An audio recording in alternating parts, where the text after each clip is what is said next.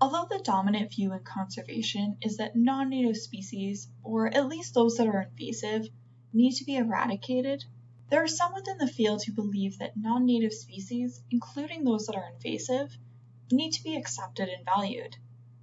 In this video, we will explore this view of conservation and the arguments for and against it. As we have heard throughout this course so far, one of the core guiding principles of conservation biology is to aim to protect native species and ecosystems. In fact, if we go back to Michael Soule's groundbreaking paper, What is Conservation Biology, from 1985, we will see that he took a pretty firm stance against non-native species, viewing them as a menace that pollute the natural environment. This led to the pervasive bias against non-native species throughout conservation, and the position has been adopted by land managers, policymakers, scientists, and even the public. However, some conservationists over the last decade or so have been pushing back against this dominant narrative. They argue that valuing one species over another based simply on where it originated is wrong, and that it may even be counterproductive to the overall goals of the conservation movement. Just like we saw a few weeks ago with the new conservation movement, the dynamics of conservation and what is considered to be right and wrong is changing, and it's pulling away from the central tenets of the conservation biology from the 1980s and 90s. And just like we saw with the new conservationists, those who argue that conservation needs to embrace non-native species will argue that the world is rapidly changing and that the conservation of the 1980s and 90s is no longer adequate for the reality of the 21st century. Indeed, we'll actually see the return of a number of the key figures from the new conservation movement, as many of them are also leading the embrace of non-native species, including Emma Marris and Peter Kareiva. Let's start by taking a look at some of the key reasons why some argue for the inclusion of non-native species in conservation. One argument that is often made is that nativeness is not necessarily a sign of evolutionary fitness, nor is it a guarantee that an organism will have a positive effect on its environment. A reading led by Mark Davis uses the example of the mountain pine beetle to make this point. The pine beetle is native to the forests of western North America, but it has decimated over 50% of the lodgepole pine in British Columbia since the 1990s, leaving huge swaths of dead trees in its wake, which is what's pictured here on the slide. All of the red trees in the image are trees killed by mountain pine beetle. Another major argument is that the desire to remove non-native species has led conservationists to take on projects that make little to no ecological or economic sense. Again, our reading led by Mark Davis gives us a really good example of this time using the attempted eradication of the tamarisk shrubs in the United States. Originally, these shrubs were introduced to the Southwest to help control soil erosion.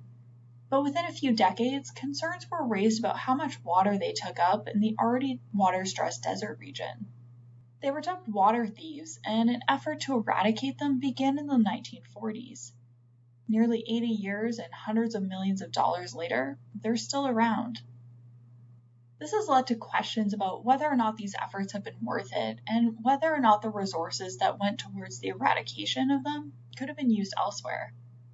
Davis and his colleagues also point out that since the 1940s, ecologists have learned that the tamarisks don't take up any more water than their native counterparts, and that the plants have become the preferred nesting site of the endangered southwestern willow flycatcher. And they asked what would happen to this bird if the tamarisks were removed from the system. Another concern that is often raised by those who advocate against a native species-only approach to conservation is that the cutoff date that is usually used to determine whether or not a species is native is usually the point of European colonization. This is tied to the idea of pristine wilderness and the notion that a goal of conservation should be to return landscapes to how they were at the time of colonization, how they were before humans supposedly touched them. In earlier weeks of this course, we've discussed how problematic this view is in relationship to fire and fire suppression, and how these policies have been harmful to human and ecological health, and how they have erased the influence of indigenous peoples on the landscape. Similarly, choosing the point of colonization as the cutoff for whether a species is native or not erases the impact that indigenous peoples had in moving species around the world. As we discussed in an earlier video, plants and animals have been moved around this planet both intentionally and by accident for as long as people have been mobile. So it seems a bit arbitrary to focus on the removal of species introduced by some people, but not others. The final argument against a pure focus on native species and conservation is that all species deserve to be treated with respect, regardless of whether they are native or not. Some conservationists will argue that most non-native species did not choose to be in their new environment. They were brought there by humans.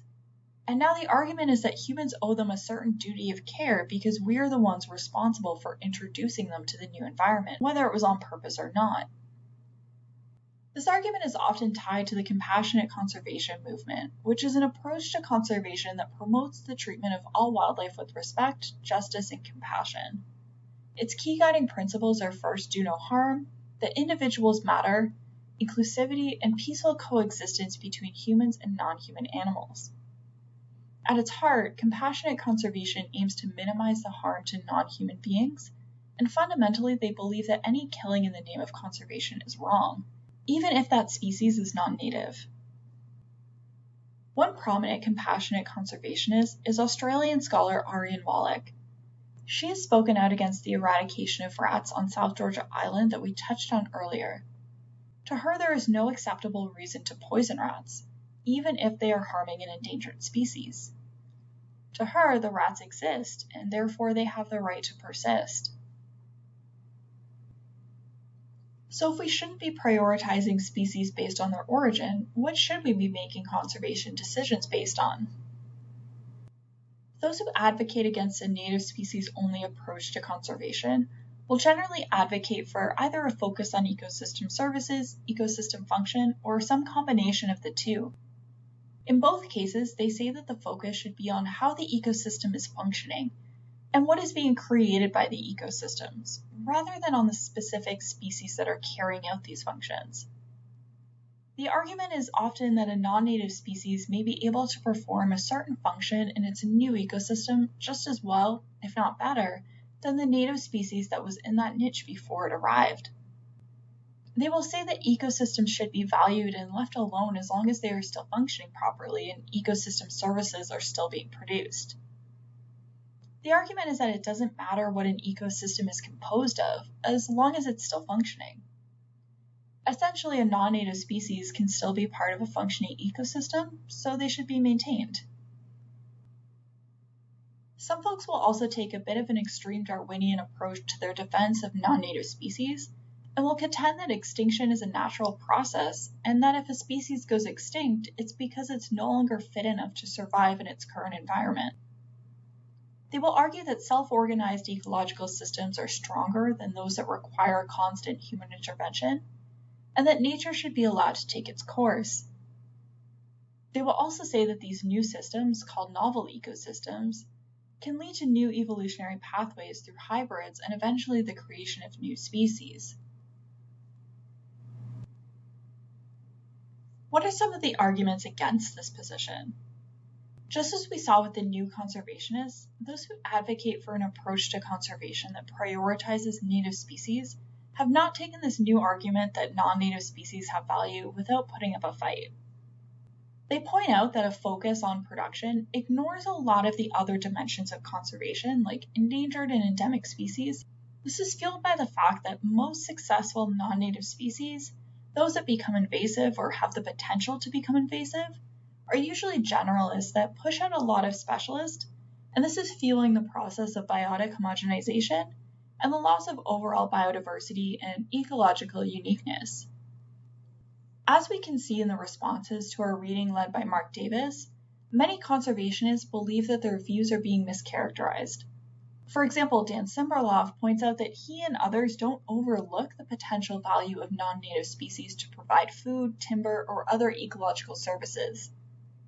He cites the fact that nobody is trying to eradicate wheat simply because it's native to the Middle East and not North America. He also accuses those who look to embrace non-native species of downplaying their potential harm and pointing out that just because a newly introduced species appears to be benign, it's not a guarantee that it will stay that way, and he gives several examples of invasive species that didn't really become problematic until decades after their initial arrival. Ultimately, what most conservationists who caution against the embrace of non-native species advocate for is the precautionary approach that generally errs on the side of eliminating new species with unknown potential, coupled with monitoring programs that keep an eye on new arrivals where it's not possible or prudent to remove them immediately.